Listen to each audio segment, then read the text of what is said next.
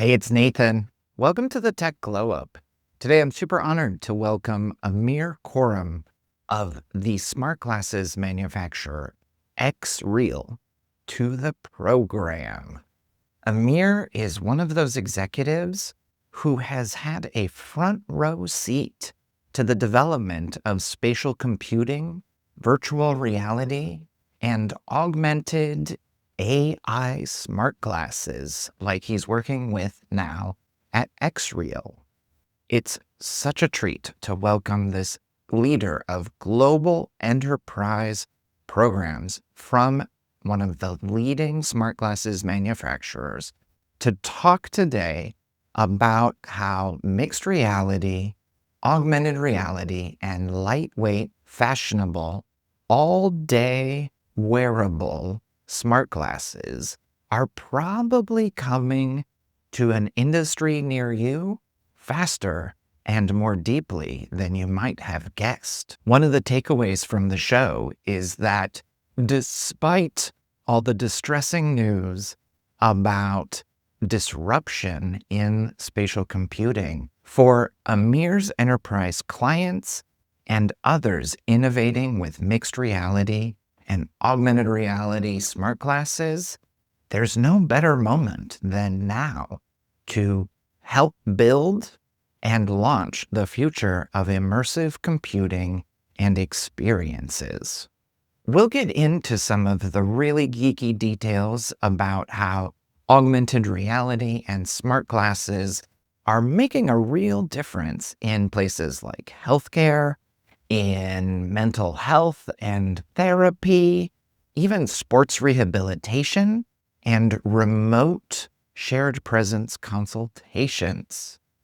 Yes, as makers of one of the most exciting and anticipated series of smart glasses and one of the first flagship AR devices for the Android XR environment, we get into the geeky XR details about what's going on at XREAL and how we got to this pivotal moment in spatial computing. As an entrepreneur who has seen decades of great ideas rise and fall, Amir shares some really good advice for founders and others who are working on innovating and solving today's hardest problems. Amir's got some great advice for any innovator out there. Trust your gut. Don't try to fit into some box. Understand where you make the biggest difference and own that zone. Then use partnerships and other collaborations to add the parts that you need or to grow your audience and distribution channels. You don't have to do innovation alone. This is exactly what XREAL is doing by enlisting all sorts of partners across the ecosystem, from their partnerships in Android XR all the way down to the way that they are supporting developers and content creators to build an ecosystem of next generation apps for all-day wear smart glasses.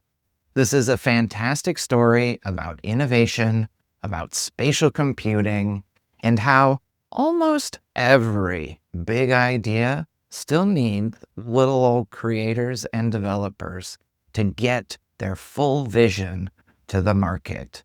This is your invitation to be a part of a new paradigm of computing, of wearables, and real-time data. I think you're really going to enjoy this episode of the Tech Glow Up with Amir Khorram of XREAL. Let's take a listen. The awareness and growth of augmented reality in the enterprise. It's something that I'm seeing. And, I'll probably focus quite a bit of my responses and feedback here on the enterprise specifically, because that's my core role. But I think there's definitely quite a bit of growth in that part of the industry. Absolutely. I can't wait to get into that. It's sort of like a leading laggard, sometimes Yeah. a little bit of both. Hello and welcome to the Tech Glow Up. I'm Nathan C., and today I have a very special guest, Amir Khorram, the Global Head of Enterprise at XREAL.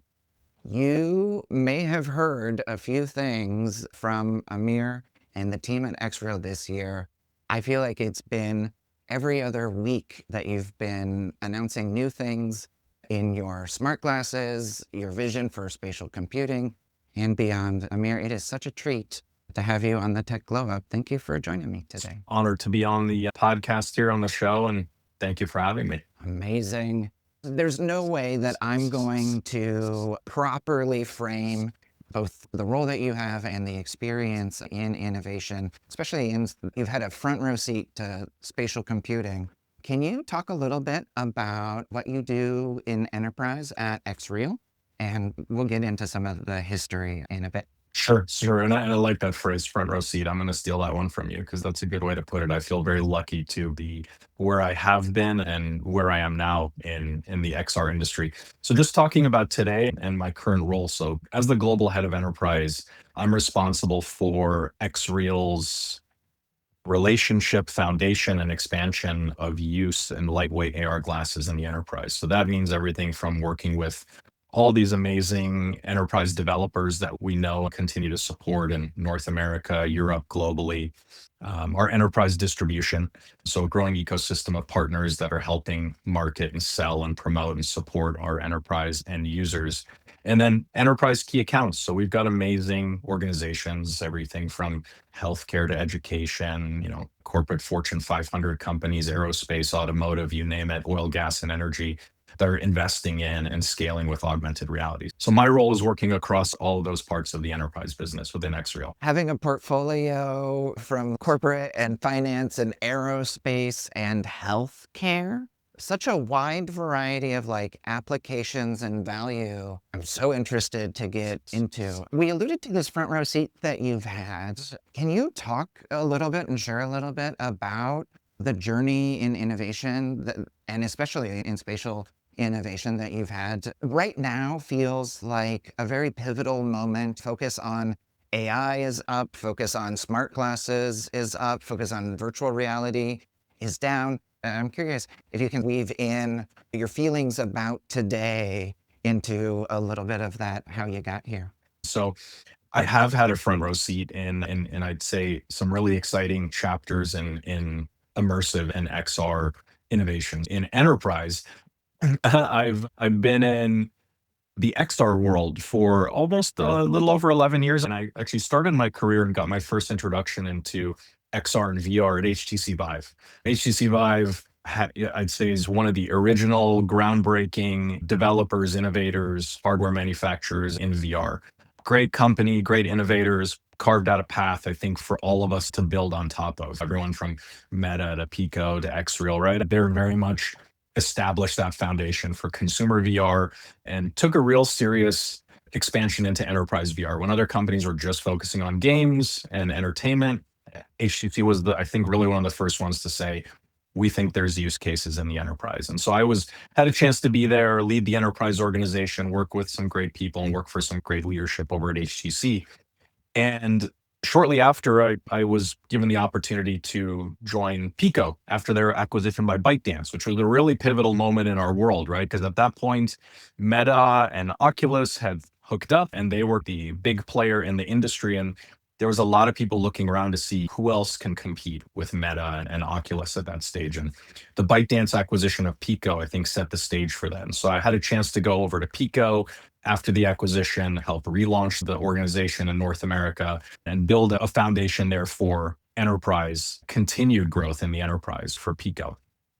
Enterprise VR, I think there's been some really amazing deployments, some really amazing use cases. But I think what you alluded, Nathan, is that these deployments in healthcare and education, what they really did is they validated immersive tech for these industries. Industries finally started to see, right, in 2013, 2015, 2018, early 2020s, that VR can help them save money, can help them become more analytical in their training, can help them onboard people faster, can help transfer knowledge from one role to another more quickly, can enable all these different amazing innovations in tech.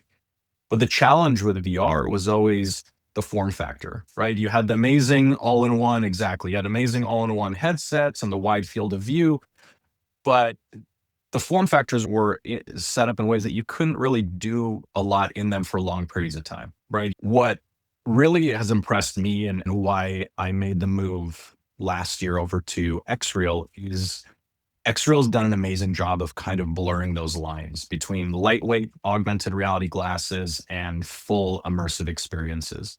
We'll talk about a little bit later as to what's coming with Project Aura and the really exciting specs and innovation that are coming there. But when you look at something lightweight like this, you look at this is our latest device, the One Pro, it's really starting to create a mechanism that you can wear and you can wear for long periods of time and you can do more with. So now we're really starting to kind of lower the bar of entry for innovation and augmented reality. It gives people the ability to do more and do more longer with these devices. Long story short, I think I was lucky enough to build my foundation at HTC and Pico and the enterprise VR world. And now I'm super excited to be doing what we're doing with lightweight form factors, an amazing ecosystem of partners, and all these great use cases that we're seeing, as you mentioned, across such a wide range of industries and verticals. Thank you for that. Such interesting moments. One of the keywords that I track a lot is, especially in the spatial computing world, most people have an Oculus DK1 story,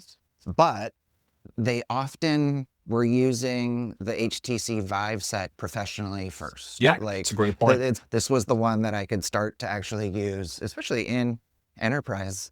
I hope you're game to follow me on a bit of a side quest. Sure. On the Tech Glow Up, I talked to so many growth stage CEOs and go-to-market leaders. And that list of keywords in the space that you work at XREAL is the dream of every growth stage CEO. And I think I've noticed in my roles across different roles and different levels in innovation that oftentimes like a growth startup or an innovative technology sees the connection and sees the value that they have for enterprise, but actually like defining, delivering the value with a new technology and being able to support a client of that size can be really challenging. Do you have like a short advice for like how innovative technologies, how innovative leaders can think about and best position themselves for doing partnerships and building connections with being an innovator for the enterprise, I guess? The most interesting thing to me when I joined XREAL is all of a sudden I started to get these messages on LinkedIn and emails of companies that were already using our glasses in the enterprise. XREAL has done an amazing job of building a global consumer brand, right? We've shipped high volumes of glasses for consumers to watch sports and movies and shows and plug into their gaming devices. Amazing innovation and growth on the consumer side. We hadn't really targeted the enterprise, right? We hadn't really said, hey, XREAL is great also for these enterprise use cases. But what I found was there was all of these teams and organizations that had already picked up the glasses and had already started using them for enterprise. The reason I bring this up is because this very much reminds me of how we started to notice the enterprise opportunities in the early days of VR, right? MetaQuest wasn't built, I have to imagine, not speaking for them or HTC, they weren't built and launched to be enterprise devices. They were built and launched to be consumer gaming, consumer entertainment devices. But companies started to see, hey, I can use this for my work, for my training, for my classroom. And all of a sudden, when I joined XREAL, I noticed all of these things. I noticed all of these use cases popping up. Doctors sending me videos and messages saying, hey, look, I'm using your glasses in the operating room. Teachers sending notes and saying, hey, we love your glasses. We use them in the classroom for immersive curriculum. I thought this is really impressive. There's people already doing it on their own. Imagine what we can do when we start to put some resources and time and support into this. So the reason I say that is we don't believe that we can go and build a global enterprise business alone. The way that we do that and the way that we will successfully do that is really leaning on our partners. So if you're talking about advice to give to small businesses, medium, large businesses who are looking to innovate in any way, is just identify what you do really well and accept what you don't and find the partners who will lead, who will stand with you side by side and go win those opportunities and blaze those trails for you. We have amazing partners in content management, device management, right? Manage XR, Arbor XR, some major organizations that know how to do that sort of stuff, or content creation, content development. We work with amazing partners like Roundtable Learning and Pico VR and Shapes XR and all these different organizations, because that's what they do best. So we want to support them with the best hardware, the best development tools, and the best ecosystem. And then we can go side by side into these verticals, into these use cases, and say, this is how we win. And I think even, innovators, entrepreneurs, there's amazing tech that they can leverage to automate, enhance what tools they already have and the people they already have. And then really it's about finding those partnerships and those people in that community that you can hook on with and go win. Yeah, I love that founders often want to know what's the equation that makes it work. And they hate it when you tell them it's about really being core to where you're strong and understanding where you're not and having the right kinds of partners. And so I love that you brought it back to just this core advice. I'm headed to the Vive Health Innovation Conference Nice. in 2 weeks. And so I am so curious, just like health use cases are in my brain. What are your favorite applications of lightweight AR glasses that you've seen in the healthcare space? Yeah, it's a great question. I don't know if I'll be at Vive. I know I'm planning to be at HIMSS, which is also another good healthcare conference here in North America. We'll keep an eye out for any updates you share online about the Vive conference. And I think it's a wide range of everything from mental health, whether it's putting glasses on, being able to just maybe check out, take a 15, 20, 30-minute break from work, from family stresses, financial stresses, whatever you've got going on, that there's a growing, I'd say, a wave of applications that are coming to lightweight AR for just mental health. There's also a lot of, I think, great tech in physical health and physical rehabilitation. We talked to great developers, again, everyone from XR Health to MetaView to Aria, different applications and lightweight glasses that can enable anyone from anywhere to take care of themselves, whether it's taking care of yourself through an application and engaging with an AI type of interaction to help you walk and work through steps and stages to rehabilitation, to actually just putting on glasses and connecting and speaking to a medical professional.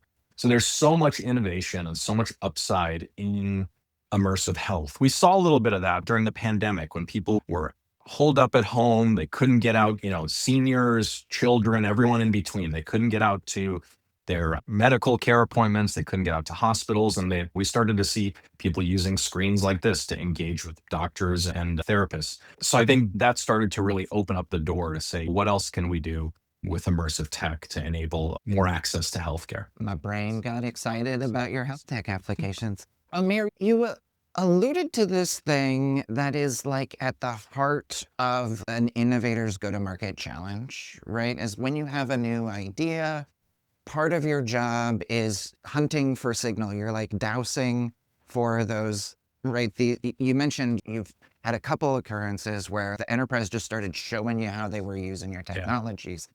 And that's a really fantastic signal. What are your favorite ways to really understand how your product is impacting customers or partners? And how do you learn about the impacts and opportunities of these cutting edge technologies as you're working with folks at these high levels? Yeah, I don't want to oversimplify it, but I think getting in front of people and sitting and listening and understanding how they're using your tech, I'm never not amazed. And I say that I'm never not amazed at the ways that immersive tech is being used. I was never a VR gamer growing up. VR gaming, the consumer side of it just wasn't necessarily my thing.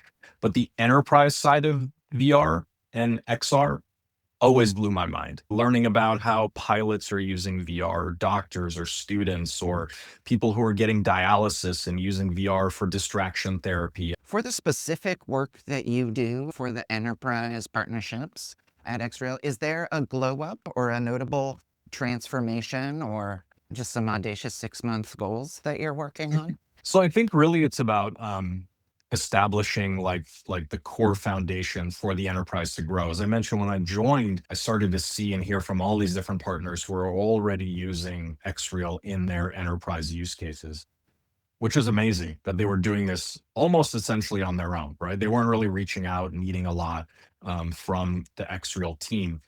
But now that I'm here and in this role and given this opportunity, what I'm able to do is just ensure that the developers, right, kind of exactly that hand motion, kind of put the arms out and bring them in and be like, all right, guys and gals, like, what can I do to help? Whether it's developer support, expanded distribution, co-marketing, PR messaging, how can we amplify what you guys are doing in your space and message more broadly to those industries? Look at what's being done. I've always found that XR is one of those spaces where until people see others doing it, they weren't always willing to dive into it, right?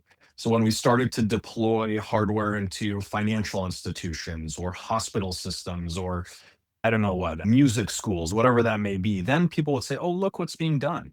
And, "Oh, wow, amazing. They can save money or they're being more efficient or they're able to get this product to market faster." And I think once they see it being done and proven as a real solution, then they're doing that and willing to kind of go forth into that space as well or jump into the pool with them as well. So I think that's really important, right? Is how do we amplify the stories that are there, right? In XR and part of that is what you're doing, right? You're bringing in all these different innovators and entrepreneurs and you're helping tell those stories and tell those messages. And I think the more we can all do that, the better. And I'll call out the elephant in the room. There's been a lot of talk in the last 3 months about how VR is dying and XR is dying and all that sort of stuff. And I'll say, if you're looking at consumer numbers, maybe that's true, right? If you're looking at the consumer numbers, and I'm just talking about XR in general, I'm not targeting VR specifically, but if you're looking at consumer numbers, probably flat, maybe down a little bit. I don't have those stats up in front of me. But if you're looking in the enterprise, I'd say there's no better time than now. There's no more amazing time in the XR world than in the enterprise and all the different innovations and all the different investments that are going on. And that doesn't always get the headlines, right? But if you look truly at the enterprise and you look at these verticals, you'll see some really impressive investments and some really impressive growth. I love that because the enterprise isn't doing it if it's not making a difference. And right, I think what you're seeing, right, is that I actually was on a conversation just yesterday with a team that I advise, and one of the comments that came out was, y'all, education space is 5 years behind the curve on almost anything tech. So they're experiencing 2020 hype levels about VR right now. Yeah, yeah, So similarly, it's a great time. totally. Absolutely. Amir, we've made it to the speed round. Are you ready? I'm ready. Awesome. So if there was one takeaway that an enterprise innovator or maybe a growth stage startup should take away from our conversation today, what should it be? Seek partnerships and seek knowledge from those who maybe are doing it and doing it better. I think any entrepreneur, there's nothing more challenging. I actually grew up in a family of entrepreneurs. Everyone, my dad, my uncles, my cousins, they're all small business owners. They're all immigrants to this country. They all started something from nothing and built up their lives and their businesses themselves. And I think the sooner you can say, how can I leverage and lean on the knowledge that's out there? And especially with AI, there's no better time to access knowledge and information than today. So whether it's people or tech, leverage the tools and the information that's out there to help you move faster. I think no matter what stage you're at, I'm a nerd about strategic planning. We're currently in the middle of Q1 2026. Where is your planning brain right now? My planning brain is essentially all the way through 2026. I'm looking at the products that we have on the market today, the One Pro, the One S. I'm looking at where we are with Project Aura and what the schedule and timelines look like for that, and working everywhere in between because we've got opportunities in the enterprise that are in the short term, the next 3, 6 months. And then we've got developer and innovation support that's going on over the next 6 to 12 months. It's a range. I think it's really just what angles are we looking at, right? From the distributor point of view, it's more of a short term tactical snapshot. And then really from development and deployment, we're looking at it from a 6 to 12 month window. I love those. Thank you for framing it in this is where we're planning, this is where we're shipping. This has been such a fantastic exploration into not only a fascinating career in enterprise innovation, in the various cycles of interest, adoption, and hype within spatial computing. And I love just the piles of softwares and applications and use cases for spatial computing, for lightweight AR. I think sometimes if you're not exposed to all the tools, or if you don't need all the tools, there's very little reason to know all the tools that are out there. And I just feel like a wealth of resources and content that you shared today could really like point people in some fascinating directions as they're thinking about these things. Thank you for sharing so much about the vision that you have for partnerships and in advancing an industry like this. If people want to learn more or follow the work that you're doing for enterprise at XREAL, how can they follow up and learn more? Yeah, first, let me say thank you again, Nathan, for including me on this little journey and discussion that we had today. I think amplifying the messages and the stories of all the great work, innovation being done in XR, just cutting edge tech is so important. So I really appreciate what you're doing. And thanks for including me and thanks for including XREAL on this episode today. As far as staying connected with me, LinkedIn is a platform that I'm on pretty regularly as far as just sharing what we're doing in the enterprise, sharing what we're doing as a company. So please feel free to look me up, Amir Khorram on LinkedIn, send me a direct message. We'll be happy to connect.